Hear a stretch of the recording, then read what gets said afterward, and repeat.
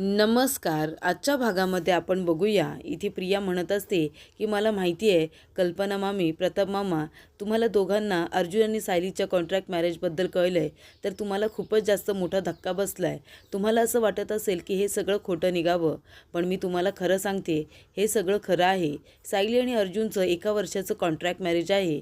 गेल्या टायमाला तुम्ही माझ्या बोलण्यावरती विश्वास ठेवला नव्हता, कारण तेव्हा माझ्याकडे पुरावे नव्हते.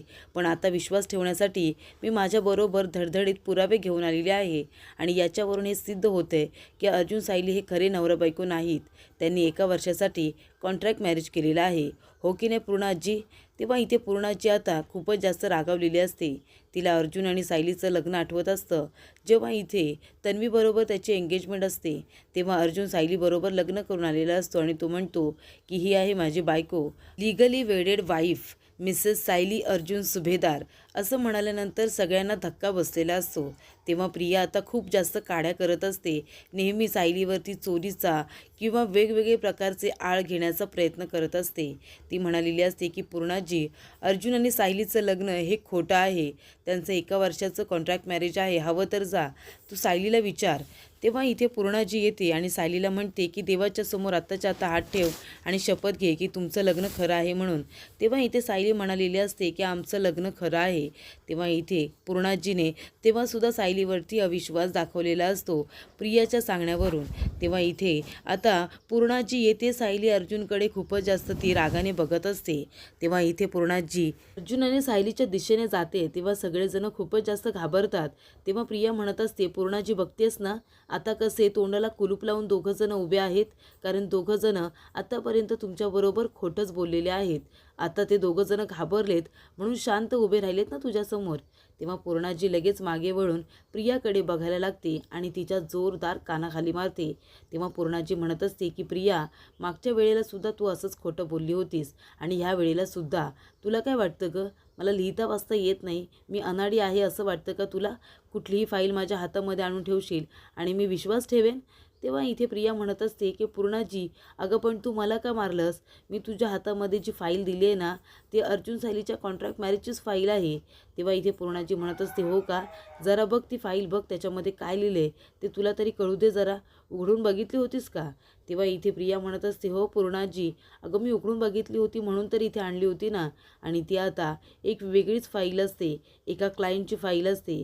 तेव्हा इथे प्रिया म्हणत असते, अगं पूर्णाजी, तू माझ्या बोलण्यावरती प्लीज विश्वास ठेव. या दोघांचं 1 वर्षाचं कॉन्ट्रॅक्ट मॅरेजच आहे. तेव्हा इथे अश्विन म्हणत असतो, अच्छा, म्हणजे तू कुठलीही फाईल आणून आम्हाला दाखवशील आणि आम्ही त्याच्यावरती विश्वास ठेवायचा ही दादा आणि वहिनीच्या लग्नाचीच फाईल आहे म्हणून? तुला लाज नाही वाटत का असं वागताना? तेव्हा प्रिया म्हणत असते की असं कसं होऊ शकतं? मी स्वतःच्या डोळ्याने बघितलं होतं की इथे अर्जुन सायलीचं नाव होतं, त्यांच्या सह्यासुद्धा होत्या. तेव्हा कल्पना म्हणत असते की प्रिया, तुझं काय चाललंय गं? किती वेळा तरी तुझा मूर्खपणा आम्ही असा विसरून गेलेलो आहोत, पण ह्या वेळेला तू हद्दच केलीच. माझ्या सुनेचा आणि मुलाचा संसार उद्ध्वस्त करण्यासाठी एवढं रात्री इथे आलीस का? तेव्हा इथे प्रताप काका म्हणत असतात की पूर्णाई, बरं झालं तू या तन्वीच्या जोरदार कानाखाली मारलीस. हे कानाखाली तर तू खरं तर आधीच मारायला हवी होतीस, म्हणजे तिला जरा अखळण आली असती. तेव्हा इथे अर्जुन आता टाळ्या वाजवतच पुढे येतो आणि म्हणतो, काय तन्वी, अगे तू काय करत होतीस? तू आमचं घर मोडण्यासाठी इथे आली होतीस का? आणि तुला काय वाटलं तू पूर्णाजीला वाटेल ते सांगशील आणि पूर्णाजी तुझ्या बोलण्यावरती लगेच विश्वास ठेवेल का? हां, आम्हाला गिल्टी वाटत होतं, पण ह्या वेळेला सुद्धा तू तोंडावरती पडणार आहेस ना, हे आम्हाला माहिती होतं आणि त्यामुळेच आम्ही गिल्टीमध्ये होतो, कळते का तुला? तेव्हा अर्जुन म्हणतो, आणि एवढं रात्री तू इथे आलीस, हे सगळं सांगायला आली होतीस? ही फाईल तर आमच्या इथे 2 दिवसापूर्वीच आलेली आहे माझ्याकडे. ही एका क्लायंटची फाईल आहे पूर्णाई. ही फाईल तुझ्याकडे काय करते तन्वी? याचा अर्थ माझ्या ऑफिसमध्ये चोरी वगैरे केलीस की काय? मग 2 दिवसापूर्वी आलेली एका क्लायंटची फाईल तुझ्याकडे काय करते? तेव्हा इथे प्रियाला आता काय बोलावं काही कळत नाही. तेव्हा इथे प्रिया म्हणत असते की अर्जुन, तू तर गप्पच बसा. तेव्हा इथे सायली म्हणते, का ते का गप्प बसतील? ते तर बोलणारच. तू एवढ्या रात्री इथे येऊन सगळ्यांची झोप मोड करून काय म्हणतेस की आमचं लग्न 1 वर्षासाठी आहे. तसं असतं तर आम्ही दोघंजण एकत्र असतो का? तेव्हा इकडे अस्मिता म्हणत असते, नाहीतर काय गं, अगं असं नाही करायचं तन्वी. हे बघ, तुला जर काही ती साक्षी सांगत असेल, शिकवत असेल ना, तर तिचं ऐकत जाऊ नकोस. ती खूप वाईट मुलगी आहे. तेव्हा प्रताप काका म्हणतात, अगं कशाला कोणी काही सांगायला पाहिजे? आणि हे बघ तन्वी, याच्या पुढे जर असं काही खोटं नाटं बोलायला आलीस ना, तर आम्ही तुला घरामध्येच घेणार नाही आहे. तेव्हा कल्पना म्हणत असते, नाही नाही, ह्या वेळेला मी तुला माफच करणार नाही आहे. खूप वेळा मी तुझ्या चुका पोटामध्ये घातलेल्या आहेत, पण ह्या वेळेला मी तसं काहीच करणार नाही आहे. मी रविराज भाऊजींना फोन करते आणि त्यांनाच इथे बोलावून घेते. तेव्हा सगळ्यांना हा निर्णय खूपच जास्त पटलेला असतो. सगळेजण आता तिथे रविराज काकांचीच वाट बघत असतात. तेव्हा इथे कल्पना फोन केल्यानंतर रविराज काका म्हणतात, हां वहिनी बोला ना, सगळं काही ठीक आहे ना?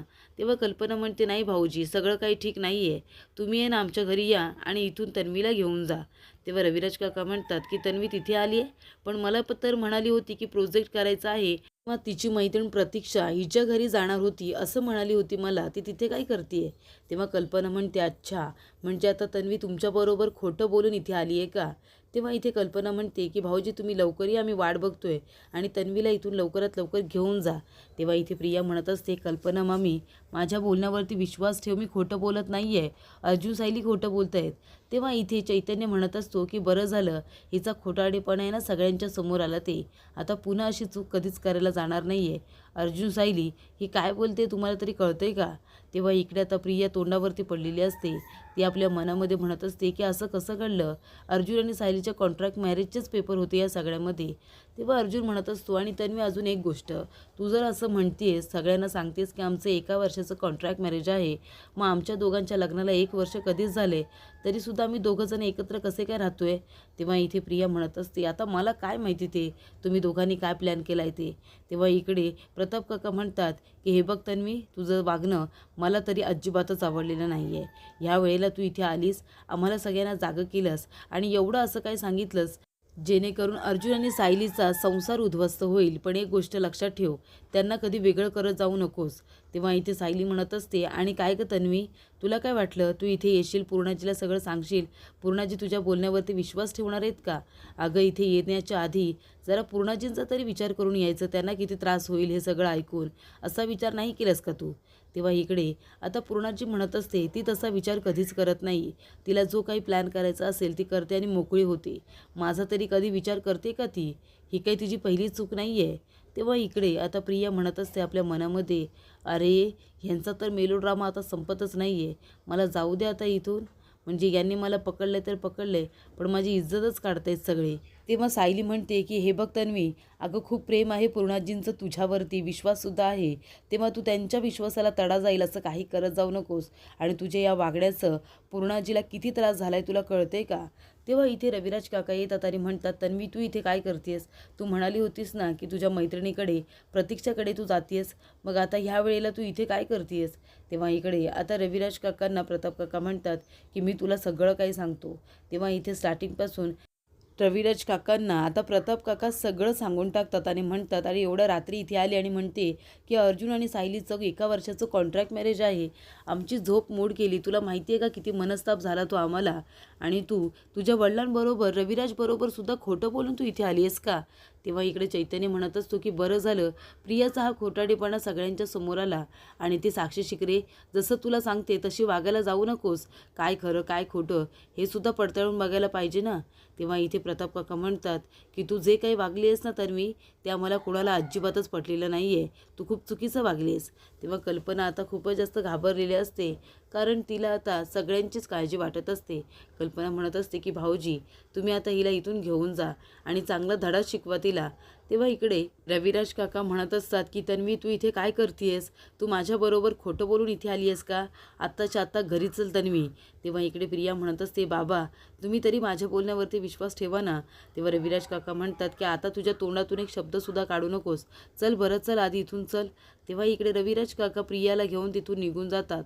तेव्हा इकडे जात असताना पूर्णाजी म्हणत असते की तन्वी एक गोष्ट लक्षात ठेव, आत्तापर्यंत प्रतिमाची मुलगी माझी नात म्हणून तुला खूप पाठीशी घातलेला आहे मी, पण यापुढे नाही या.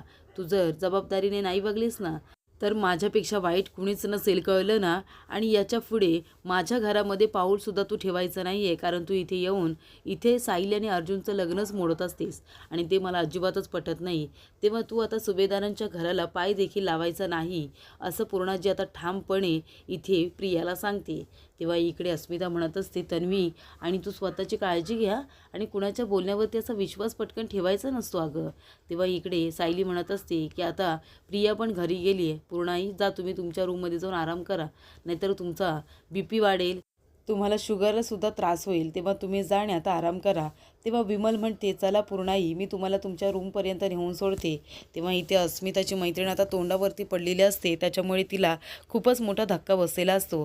तर इकडे आता सगळेजण इकडे तिकडे गेल्यानंतर लगेच चैतन्य म्हणतो की अर्जुन, हे सगळं कसं घडलं?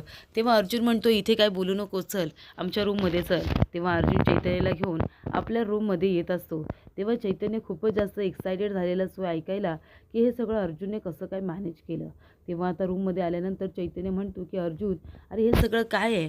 ती तन्वी कुठले पेपर घेऊन आली होती? तुमच्या खरंच कॉन्ट्रॅक्ट मॅरेजचे पेपर होते का ते? तेव्हा सायली म्हणते, नाही चैतन्य सर, प्रियाज ऑफिसमध्ये आली होती आणि तिने बरोबर कॉन्ट्रॅक्ट मॅरेजची फाईल दाखवली होती. तेव्हा चैतन्य म्हणतो, तिच्या हाती कॉन्ट्रॅक्ट मॅरेजची फाईल लागली होती, मग ती कुठे होती? तेव्हा अर्जुन म्हणतो की ते सगळं आम्हाला माहिती नाही आहे.